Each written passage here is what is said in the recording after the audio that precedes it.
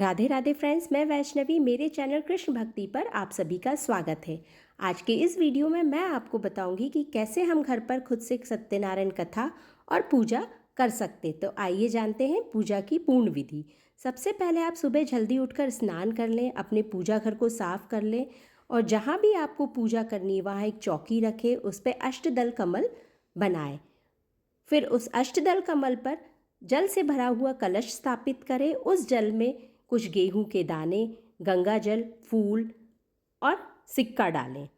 फिर कलश के ऊपर आप आम के पत्ते लगाएं। आम के पत्ते लगाने के बाद आप कलश पर दीपक भी स्थापित कर सकती हैं या नारियल भी स्थापित कर सकती हैं। मैंने अपने कलश पर अखंड दीपक स्थापित किया है। तो इस तरीके से आप दीपक कलश पर स्थापित करें और पूजा करें दीपक की, जिस तरीके से मैंने की है। और कलश के कंठ पर मोली ज़रूर बांधें। फिर आपको जो भी भोग बनाना है, वैसे सत्यनारायण कथा में आटे का भोग विशेष करके बनता है, तो हमने आटे और शक्कर का बाल भोग बनाया है, इसे बाल भोग कहते हैं। और 33 पुए का भोग ज़रूर लगाएं। तो हमने अपने सत्यनारायण कथा पूजा के लिए आटे से बना कसार और पुए बनाए। आप पंचामृत का भोग भी अवश्य बनाएं। पंचामृत के बनाने की विधि आप तो ज़रूर से जानते होंगे, तो पंचामृत भोग ज़रूर बनाएं। और अधिक मास चल रहा है, पुरुषोत्तम मास चल रहा है, तो इस मास में, इस महीने में सूखी तुलसी के दिए का विशेष महत्व है।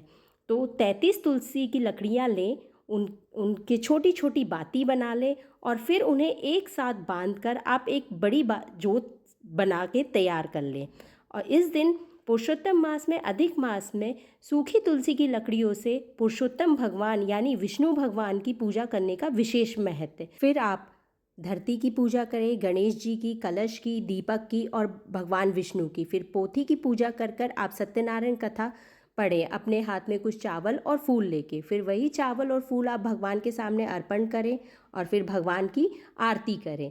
आरती में आप तुलसी से, सूखी तुलसी से बने हुए दीपक को अवश्य जलाएं और उससे भगवान जी की आरती इस तरीके से करें। पुरुषोत्तम मास में तुलसी की सूखी लकड़ी से बने दीपक से आरती करने का विशेष महत्व है, तो आप इसे अवश्य करिएगा। इस तरीके से मैंने अपने सत्यनारायण भगवान की कथा की।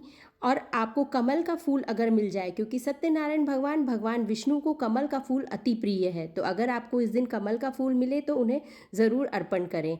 अगर आपके पास कमल का फूल नहीं है तो आप कोई भी फूल ले लें। और हाँ, मौसमी फल का भोग ज़रूर लगाएं, क्योंकि गर्मी के दिन है, पुरुषोत्तम मास है, तो हम भगवान को गर्मी में जो भी फल आते हैं वो हम भगवान को उसका भोग लगाएंगे। तो इस तरीके से आप सत्यनारायण कथा घर पर खुद से करें। धन्यवाद। Radhe Radhe. Please like, subscribe and share my videos.